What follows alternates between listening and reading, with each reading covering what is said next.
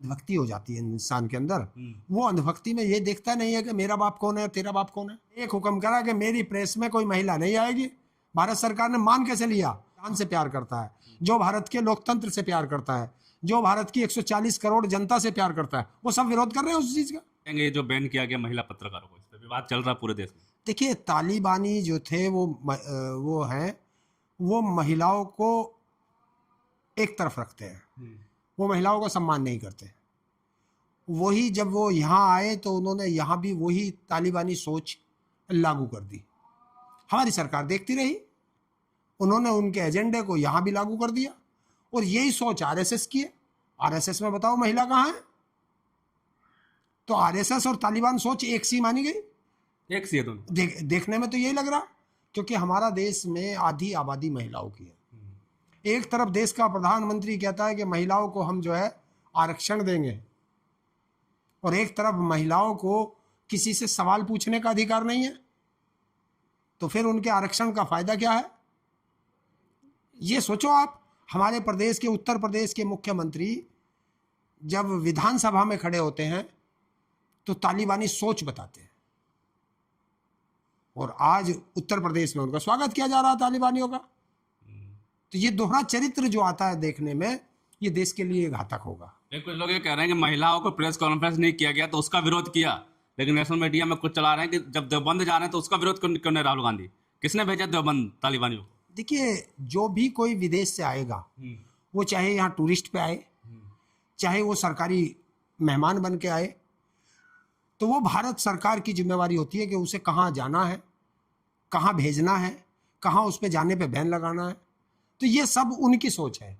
लेकिन इस देश को मूर्ख बनाने के लिए जो दलाल मीडिया है, उससे एक एजेंडा दे दिया कि जब यहाँ हम जो है बैकफुट पर आ गए, तो अब इन्हें दूसरे मोड़ पे ले जाओ और वहां इनका वो करा दो। सुप्रिया सिंह कह रहे हैं कि संघ जो है पूरी तरह से तालिबान को सही साबित करने में लगा है कल से। देखिए, संघ हो या बीजेपी हो या अंधभक्त हो, उनको तो वही एजेंडा चलाना है जो मोदी और अमित शाह का एजेंडा है। और मोदी और अमित शाह का एजेंडा ये है कि जनता को अलग अलग मुद्दों पर जनता का ध्यान भटका दो। जो मुद्दे जनता के हैं उन पे जनता ना रहे। क्योंकि अगर आप शिक्षा पे, स्वास्थ्य पे, बेरोजगारी पे, महंगाई पे, किसानों के मुद्दे पर अगर आप इन पे बात करोगे तो सरकार घिर जाती है। अभी जिस तरीके से वोट चोरी का मुद्दा था, एसआईआर का मुद्दा था, तो इन सब से ध्यान भटकाने के लिए उधर जो है बीजेपी में लड़ाई चल रही है, उनके सहयोगियों में लड़ाई चल रही है बिहार में सीट बंटवारे पे। बिहार का चुनाव ये हारने जा रही है बीजेपी। तो उन सब से जनता का ध्यान भटका के ये इसलिए बुलाया गया तालिबानी। तो आप विरोध क्यों नहीं कर रहे कि मदरसा क्यों भेजा गया देवबंद? नहीं, मैं विरोध क्यों करूं? मुझे क्या जरूरत है विरोध करने का? अब तो जनता, देश की जनता देखेगी विरोध करना। देश की आधी आबादी देखेगी कि महिलाओं का किस तरीके से अपमान हो रहा है। अगर महिलाओं को प्रेस कॉन्फ्रेंस में जाने की आजादी नहीं है तो अब लोकतंत्र तो बचा नहीं है। लोकतंत्र गया, संविधान गया। तालिबान तो अपना कानून लागू करवा देगी दिल्ली में। बिल्कुल लागू कराया। उसने एक हुक्म करा कि मेरी प्रेस में कोई महिला नहीं आएगी। भारत सरकार ने मान कैसे लिया? उसे प्रेस कॉन्फ्रेंस नहीं करने देते कि यहाँ हिंदुस्तान का कानून चलेगा।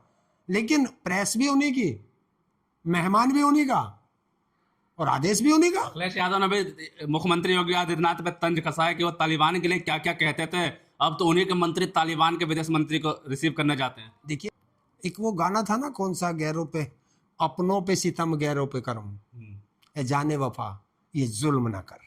वो सही बैठता है इन लोगों पे। कुछ लोग ये कह रहे हैं कि पाकिस्तान को नीचा दिखाने के लिए भारत सरकार ने तालिबान से दोस्ती बढ़ाने की। देखिए, मैं तुम्हें नीचा दिखाने के लिए अपने घर में आग लगा लूं तो ये तो कोई अच्छा नीचा दिखाने वाली बात नहीं रही। मैं एक पाकिस्तान को नीचा दिखाने के लिए आतंकवादियों को अपने देश में बुला लूं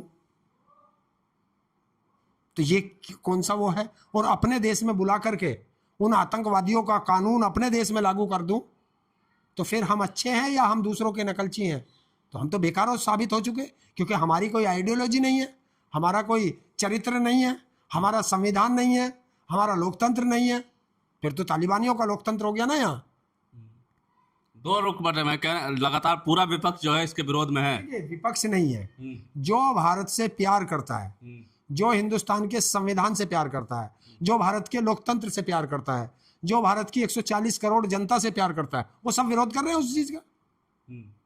लेकिन बुलाए सवाल ये उठता है, लेकिन सवाल इस पे उठा रहे हैं जो नेशनल मीडिया है कि मदरसे में क्यों चले गए देवबंद। तो मेरा सवाल ये है कि भेजे मदरसे में जाएं या विश्वविद्यालय में जाएं या वो मंदिर में जाएं या वो मस्जिद में जाएं, भेजा किसने?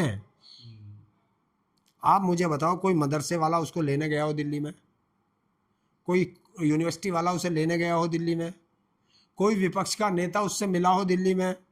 विदेश मंत्री मिले तो वो विपक्ष के नेता थोड़ा ही है, वो किसके नेता है? वो बीजेपी के नेता है। योगी आदित्यनाथ तो काफी विरोधी हैं तालिबान के, फिर यूपी में कैसे आगे तालिबान के विदेश मंत्री? देखिए, अब योगी आदित्यनाथ की नहीं चल रही होगी, यही तो टक्कर है दो आदमियों की, क्योंकि यूपी में फिर इन्हें हिंदू मुस्लिम कराना है, और तो हिंदू मुस्लिम होगा कैसे?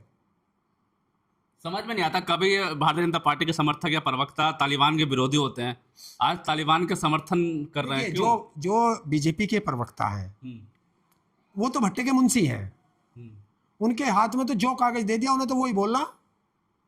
जैसे भट्टे का मुंशी आया, मालिक आया, मुंशी को दे दिया, ये ईंट गिनवा लेना, ये ईंट वहां भिजवा लेना, इसका हिसाब कर देना, उसे पैसे बांट देना, इससे ज्यादा तो वो काम नहीं करेगा। फिर एक ने तो ये भी लिख दिया कि ये जो दिल्ली में जगह है, कोई समझौता कहता है अफगानिस्तान की जगह है दिल्ली में। देखिए, जिसने लिखा होगा वो देश का गद्दार व्यक्ति होगा, मैं तो नहीं कह सकता मेरे भारत में किसी और देश की जगह होगी। जिसने कहा होगा वो गद्दार होगा। मतलब समर्थन में इतना आ जाओगे कुछ भी बोल दे। देखिए, जब अंधभक्ति हो जाती है इंसान के अंदर, वो अंधभक्ति में ये देखता नहीं है कि मेरा बाप कौन है और तेरा बाप कौन है, उसे तो सब अपने बाप दिखाई देते हैं। तो ये वो अंधभक्ति है जो इस तरह की बातें करते हैं, और जो देश को में सिर्फ नफरत पैदा करते हैं, उन लोगों ने इसका समर्थन किया।